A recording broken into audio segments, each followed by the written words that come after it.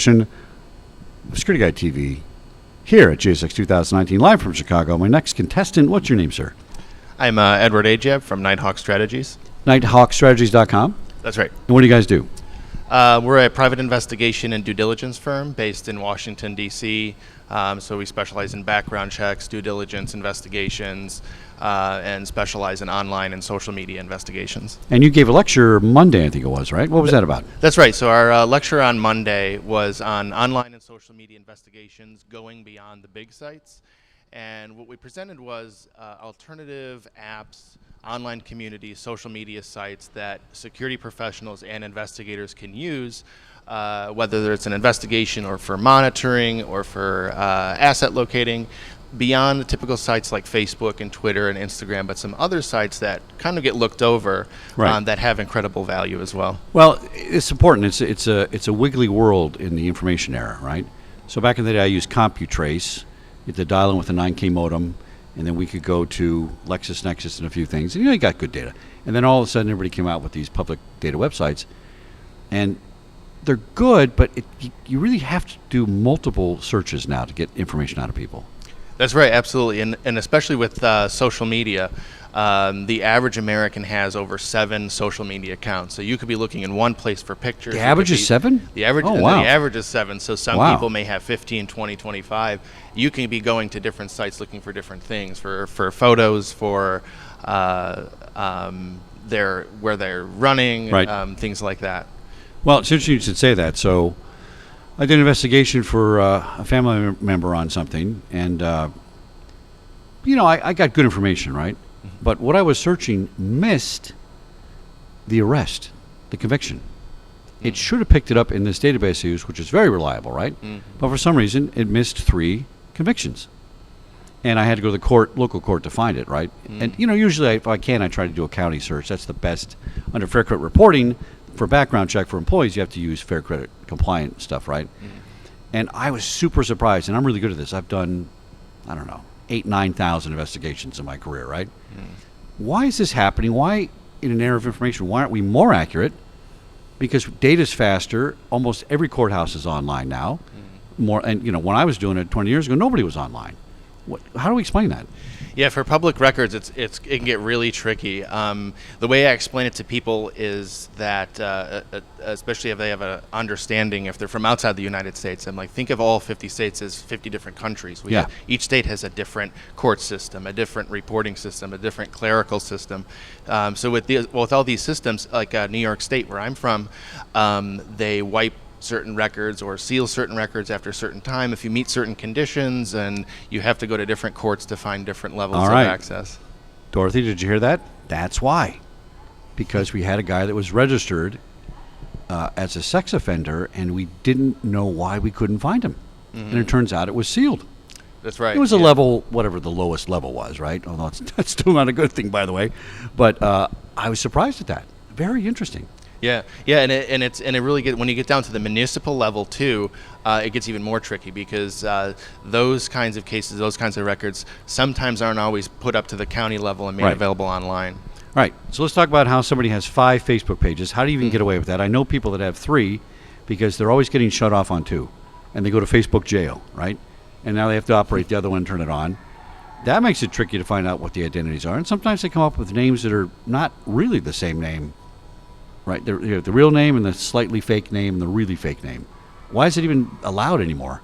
Yeah, Facebook is getting really good at their technology for spotting fake accounts, for spotting accounts that are duplicates of others, people trying to make additional ones. They use all kinds of proprietary technology to know that. So what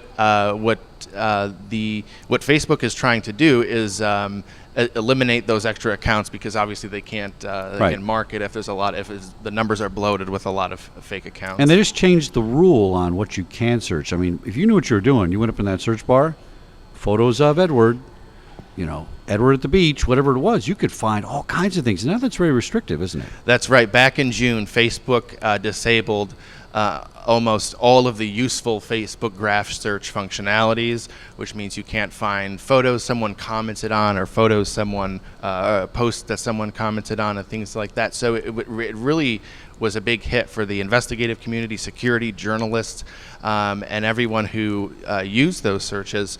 So now, and what we talked about session was, okay, if we have to rely a little bit less on these big sites, what kind of information can we get from other sites that people may not even know is out there or is accessible or is searchable? To give me an example, what Instagram, there used to be some program called Crowdfire, and boy, that was useful. I could find all your users and followers on Instagram for your account. I could download those. I could do all kinds of things, and then all of a sudden that license goes away, I guess, or something. I don't know. Right. One alternative that we discussed in the session was Venmo. So Venmo is a peer-to-peer payment app. It's owned by PayPal, so if you're familiar with PayPal, it works kind of the same. So if you buy lunch and I Venmo you for my share of it. Is that a verb now, Venmo? Venmo me? You can actually use it as a verb. If we don't change our privacy settings, it's actually public by default. So anyone with the internet can see that I paid you on this day for this thing. Stop the camera. Stop the camera. Hold on. I'm going to start the show. Right?